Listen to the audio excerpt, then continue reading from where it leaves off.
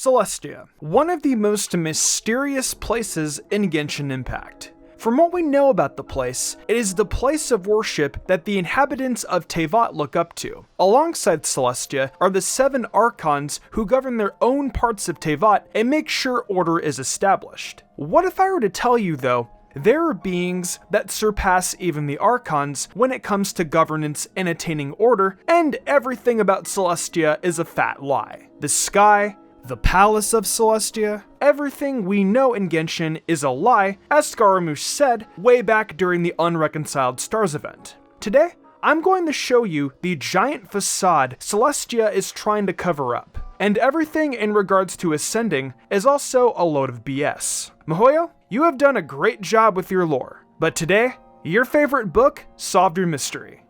But first, before we begin though, if you enjoy Teyvat's facts and wisdom, be sure to leave a like and subscribe if you enjoy the content. After the video is over, join us over in our community Discord server, where we talk all about Genshin, including lore. Okay, with that said, let's open the Teyvat dictionary and see what's been uncovered. First and foremost, let's get into the Celestia Palace that we see in the sky. If we look very carefully at it, we can see that it is slanted on one side, and that it is in fact an illusion. It's an illusion because we can see through it, and it's changed drastically since 1 year ago. If I can take a wild guess as to why Celestia is slanted and why we can see through it, it definitely pertains to the idea of the Gnosis. I'm not going to dive too deep into that though, because that would involve me talking about the Tsaritsa's grand plan, and that's an entire video in itself. For now though, as a brief synopsis, we know that the Tsaritsa needs the Gnosis in order for her plan to conquer the Divine to work. We know it's working because look what's going on with it. The Tsaritsa, I think, is trying to use the Gnosis to expose Celestia for the sham it is. I'm sure that there are other purposes as well, but from what I can see up on our fake sky is that there are different islands. I want to say around 8. Why 8? Why not 7? Well, I think there's an 8th element out there somewhere. I'll leave Teyvat Historia's video down in the description below, as he can explain it a lot better than I could. Each island represents a Gnosis. The Gnosis act as a sort of key for keeping the fake palace in the sky. The more the Gnosis are cut from Celestia, the more the palace is going to collapse and start to fade. That's just a wild guess of mine though in regards to the islands. The Archons are the pieces that keep the illusion of Celestia floating in the sky, as they are the ones in charge of upholding the heavenly principles. Their connections to Celestia are the Gnosis they carry. Due to having Ventis taken from him, Zhongli's unknown contract with the Tsaritsa to seize his, and Scaramouche taking Raiden's, we see these Archons' connections with Celestia fade away. Okay, Tave, not bad so far. But in your intro, you mentioned there were beings that surpassed the Archon's governance. What the abyss are you talking about? Well, my pages, do you remember in my Vanessa video how I mentioned there were 3 hooded figures in the manga that made Venti very uneasy, pretty much almost making him crap his pants? If you didn't, then go watch that video and come back after this. But if you don't care about that in-depth look at Vanessa's mystery, then I will just keep it brief.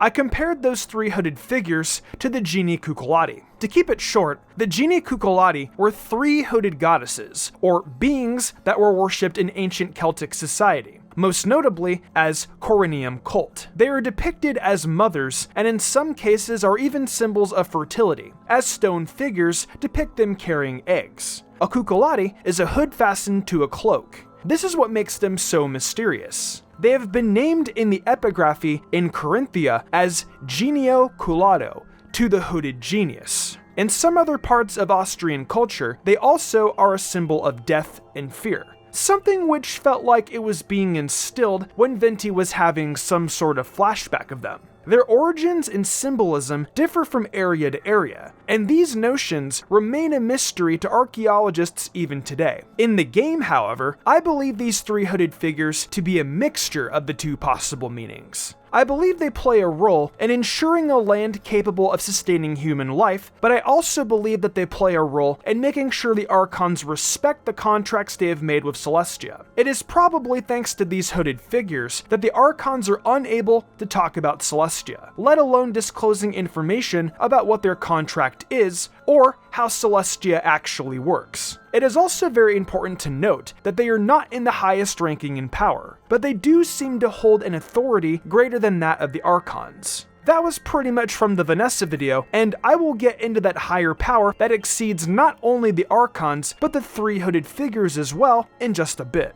So now you have an idea of where these three hooded figures could potentially originate from.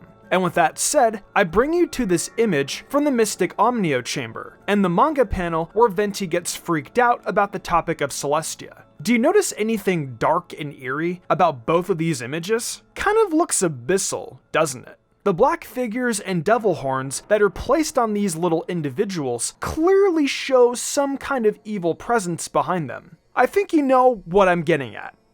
Yup. What I'm telling you is that I believe the Abyss to be the Celestia Society. Think about it.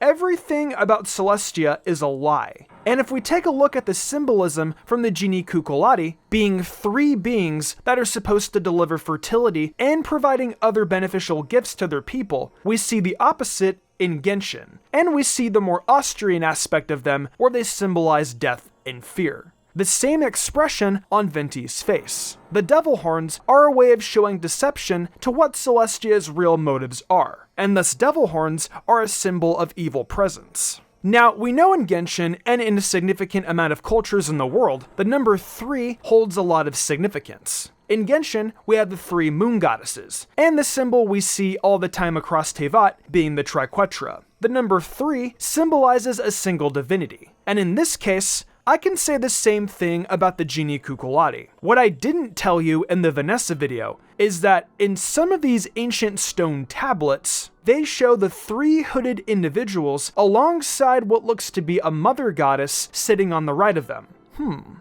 3 evil hooded individuals and a mother goddess. Where could that possibly come from? Well, let's take a look at one of my favorite books in all of Genshin Impact, The Pale Princess and the 6 Pygmies. Considering The Pale Princess and the 6 Pygmies only has 1 volume out, and the rest of them are considered leaked content, I won't spoil the book. But I will just say there are reasons as to why miHoYo has covered this book up and hasn't released any more volumes yet. From what Volume 1 reads though, it states, "In the distant past, the Night Mother ruled over the faraway land of night. Here, no light touched the earth, nor did a single tree grow. And there was no life here but the horrendous denizens of the dark. The Night Mother was the source of all sins, and the land of night was the embodiment of her evilness. The cruel Night Mother, who had neither heart nor mouth, was always watching the land of night, and her punishments were always unexpected." I'd go into the rest of the book because I've read it, but because it's not released, I won't spoil you guys, nor do I want to disrespect miHoYo's decision of not releasing the book quite yet. But I think there's a reason for that, because the Night Mother is going to be playing a huge role later in the game. But based on the evidence alone from the first volume, and the excerpts we have at the beginning of each volume, I think it's safe to say the Night Mother is the ruler of the Abyss, and that these 3 hooded figures all play a connection to her and Celestia. These 3 hooded figures connecting to Celestia also show us the possibility of the Night Mother actually being the sustainer of heavenly principles, as the Night Mother could be the mother in which these 3 hooded figures have a connection to. Whether or not the sustainer is the Night Mother, or the Night Mother is an entirely different entity, I don't truly know. But I just have a sinking feeling that she is. And if I do turn out to be wrong, oh well, it's a theory video for entertainment purposes. I also think the Night Mother destroyed Conria based on the powers we see in the We Will Be Reunited trailer, and at the beginning cutscene where both twins are battling her respectively. I really think she's the sustainer, guys. Or I could be completely wrong, and the kingdom referred to in The Pale Princess and the 6 Pygmies could be in regards to the Lunar Palace. To be honest, I think they could possibly link to both. Or they could be the same place. Bottom line, there's always some sort of calamity that happens, and I think the Night Mother has to do with them. Lastly, before I wrap this theory up, I want to point out something really peculiar. I also don't know if you guys notice, But as I was traversing through the Mystic Omnio chamber, I couldn't help but notice that these three seemed like they were watching us, and a few of you guys also pointed this out in the comment section of my Vanessa video. It almost felt like it was a Mona Lisa effect watching us very carefully. To further back this up, when Vanessa ascends to Celestia, she is brought into this circular-like prison. This prison is theorized to be a panopticon. A panopticon is essentially a circular prison. In this circular prison, there is a tower from which the guard can survey the inmates of the prison. However, the inmates are unable of knowing whether or not they are being surveilled. If we in a sense view Celestia as the watchtower and Tevat as the prison, these hooded figures as the guards, or the Archons even being the guards, and the visions as the means of surveilling, one with potential to ascend without them knowing they are being watched, that could potentially explain the reason as to why it feels like we are being watched. And this Mona Lisa aspect thus further insinuates Celestia is afraid of someone getting too strong or gaining too much knowledge about what their real motives are. Well, that wraps up my crazy theory on what Celestia's secret is. I'm just going to keep my outro short and let you guys discuss what was talked about in the comments. With that said, I'm just going to close the Tevattionary now. Thanks for watching, and I will see you in the future for more Genshin Impact content and lore.